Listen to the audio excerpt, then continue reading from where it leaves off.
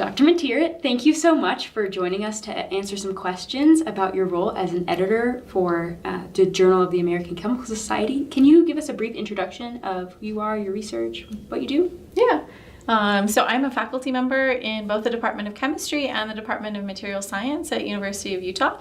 And I basically act as an associate editor for the Journal of the American Chemical Society. Awesome. Thank you so much.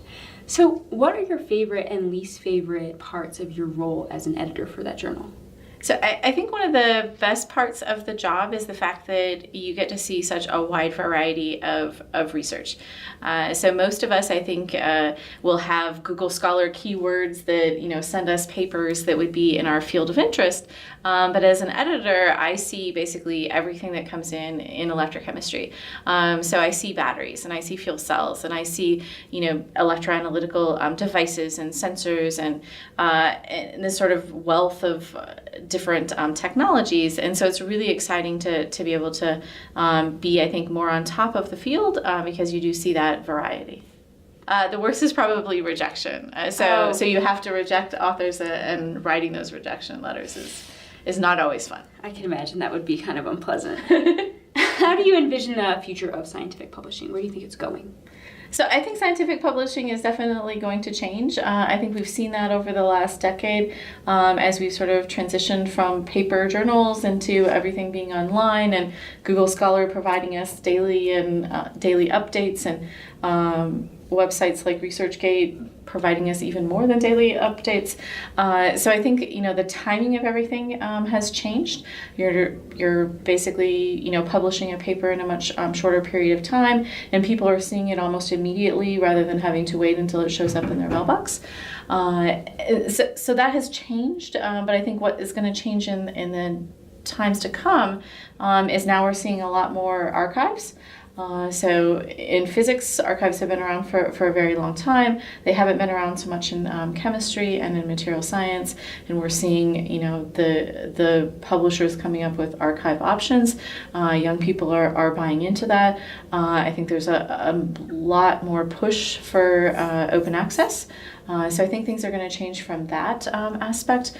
I think the other thing that is going to change is that with social media, how we sort of interact with the journal changes. So I actually find out about new papers from Twitter, and that definitely didn't happen 5 years ago. That's awesome. One of the things that has changed is Google Scholar. So people search for keywords for whatever they're looking for, hoping to find papers on a specific topic.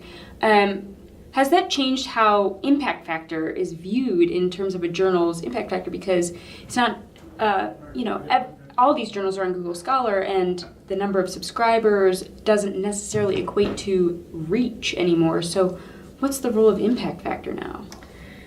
I think impact factor is an interesting number because impact factor doesn't necessarily say that your paper is good because it's in a high impact journal. So you could be in a journal with an impact factor of 40 and have no citations of that paper in the 2-year time period that it's analyzed.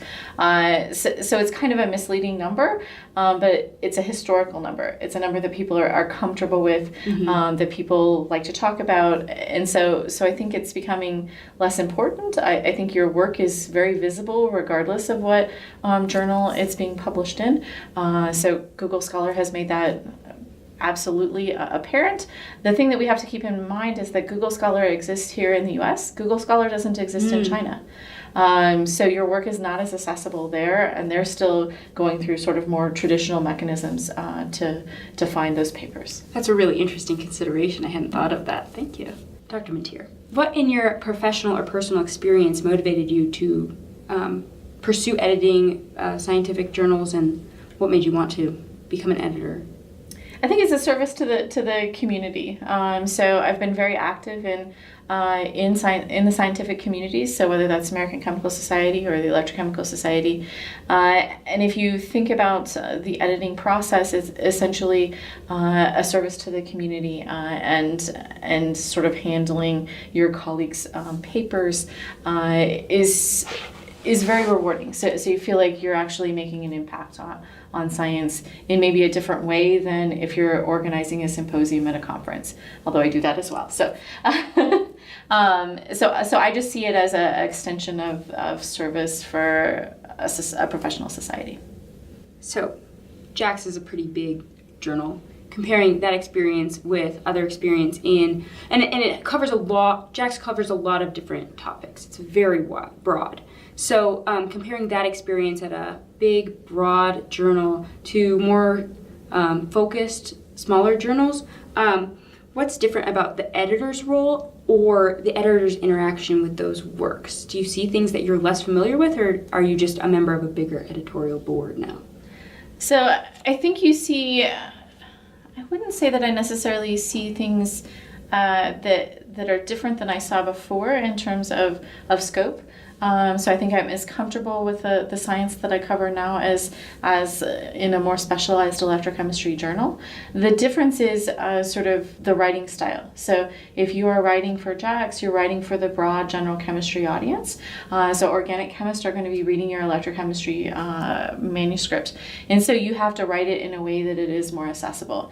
And so I think it is probably easier to write papers for a more specialized journal. It's easier to edit papers for a more specialized journal simply because they can be written with the background of an electrochemist, with the expectation that all those acronyms, everyone knows what those acronyms mean, and that's definitely not the case in JAX, where you're trying to make your electrochemistry really accessible to an inorganic chemist and an organic chemist and a biochemist, and so that's a different audience, and the writing I think is more difficult for that audience. When you're reading those papers that are attempting to be accessible but perhaps are missing the mark, what are you thinking of that authors can be kind of putting an editor's view on their papers before they submit to help them make that more clear, make their work more accessible? So I think you should always think, if you walked into one of your other colleagues' offices and you gave them your title and abstract, would they know what it means and why it is impactful, why it is important? So I think those are two different aspects that need to go into it. But I think some people are really good at sort of explaining to the broad general audience, but then not really explaining the impact that science is going to have on the field, and other people are really good with the impact, not so good at telling that story to the broad audience. And so for me, I always think about it, when I'm writing, is putting that hat on of the organic chemist or the biochemist and saying, are they going to understand what XPS is? Are they going to understand why XPS is important? Are they going to understand, sort of why I did the set of experiments that I did? And some people, I know several of my authors actually send their title and abstract out to colleagues in different subdisciplines to actually see if they can understand it and if they have questions, and that helps them with the writing. I love that. Yeah, that's so cool. So I have just some technical questions. I'm a student. I don't know how any of this works. I submitted my first paper like a week ago. I don't know what I'm doing. Congratulations. I don't know what I'm doing. So how are peer reviewers chosen? How are peer reviewers chosen? So peer reviewers are chosen in two ways. So one, typically when you submit your manuscript, you will submit some suggested reviewers that you think are experts in the field that would be good reviewers. And usually I will choose one of the author's suggestions, unless I've never heard of any of the author's suggestions, which has occasionally happened. And then I'm looking at the topic and who I think are the sort of best people in that field or that subfield of electrochemistry to address the paper. So if it's lithium ion, I will look at those big names in lithium ion batteries. If it's fuel cells, those big names in electric catalysis. And then it's a function of inviting them, hoping that they say yes, realizing that not everyone will say yes, and then having sort of some backup names. Right, yeah, that's a follow-up question. How do you find the medium names in those fields, Because the big names are probably really busy. How do you find the people who are going to be big names in a couple years and that kind of thing? Sometimes that comes from suggestions from the big names. So, if I ask Alan Bard to review something, he may say, I can't do it, but here's a suggested person. I think the other really comes more from being involved in the community.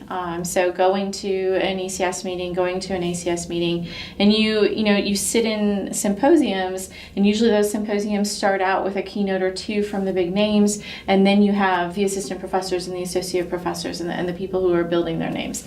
And so I keep all of my ACS and ECS programs, and I go back and I'm like, okay, I saw this person give a talk and I can't remember their name, but I remember they're from somewhere. And so then I will go back through and find them again. When you go to a conference for a society for which you are an editor for their journal, do you feel like you have like a target on your back that says editor? No, I don't think so. No? I don't think so. I think, I think you get to a point in your career where you know a lot of people, and so meetings become a social event as well. So I think I don't think I have a bullseye on my back yet. Maybe I haven't been editor long enough.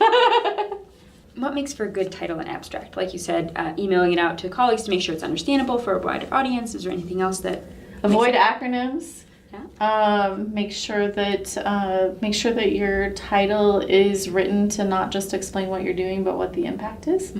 And the same thing with the abstract.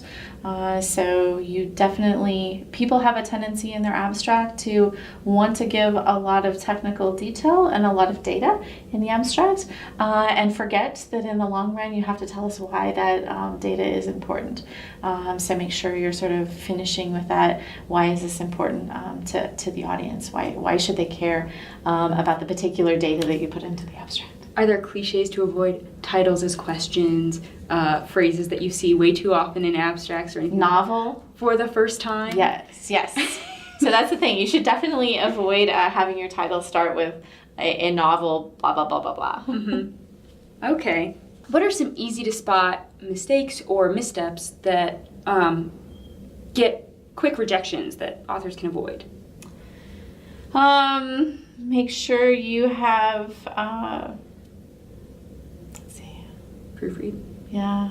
Make sure you've proofread. So make sure that, especially your title and abstract is, you should definitely very carefully proofread your title and abstract. So that's important. Making sure that when the system actually converts your files into PDFs, that you can actually see the figures. So PDF generators are good, but they're not perfect. And so oftentimes either the figure doesn't show up or the figure is on top of text, and so now you have missing text. And I know that templates are very difficult, but you basically have to be able to give the peer reviewers the whole paper, and they have to be able to see it. So those are important things. And then I would say it depends on the journal then, as to specific things that should or should not be there. So for me, for JAX, because it's a fundamental chemistry journal, if your title and your abstract are about engineering, materials engineering, then that's going to be an easy, well, not an easy, but that's going to be a decision. Candidate for down selection. Yes, it will be a candidate for down selection. You're a prominent member of many professional societies, ECS, ACS, I'm sure many more. What benefits, like not just like the member benefits, but like what benefits to your professional career has that interdisciplinary nature and participating in multiple avenues provided for you? Collaboration and new science directions, definitely. So you meet a lot of people on committees for ACS or for ECS, and as you meet those people, you get to learn about their science usually, because we're all scientists. That's what we like to talk about, our science, and so you end up learning things from them that help you make connections to go in new areas of your science, and also you meet people and you're like, oh, that technique, that would be fantastic for my system, and I've built a lot of collaborations from meeting people at ISE meetings and ECS meetings and ACS meetings. Well, thank you so much for Thank you. answering my questions and for agreeing to participate and for all the work that you do as a service to the scientific community as a member and editor and all of the work that you do. Thank you so much. Thank you.